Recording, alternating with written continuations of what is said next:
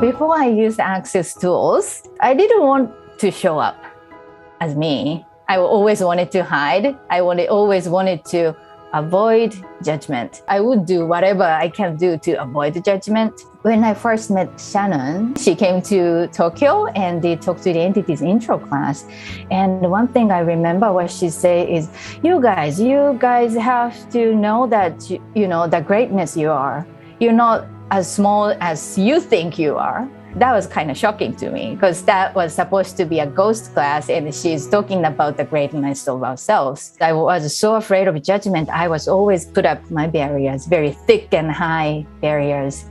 But since I learned about the tools of talk to the entities, I, forced myself to lower my barriers, then receive whatever that comes to me, allow the energy to come through. I realized that the lowering a barrier gave me such a sense of freedom. More of me came out and I started to enjoy showing up, which I didn't want to do 5 years ago because I was so afraid of judgment.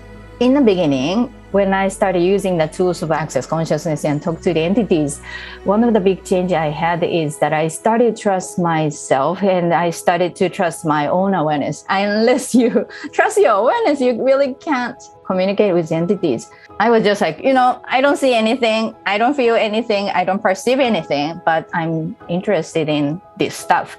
So I started to practice with the flow chart. Then one time, there's a being came and the being wanted to talk with my friend. The being wanted me to be the messenger. Then that was my first time. Then I was like, ooh, I made a choice. I came to her and I told her there's this being that I perceive and this being has such and such a message. Before I do that, I was so afraid of being judged. When I do that, she said, oh my gosh, that can be my mother. She and I started to get goosebumps. Since then, bit by bit, I started to build a trust for myself. Once you lower the barriers and being yourself and going out to the world, I started to experience the ease and joy that I had never experienced when I was, hiding.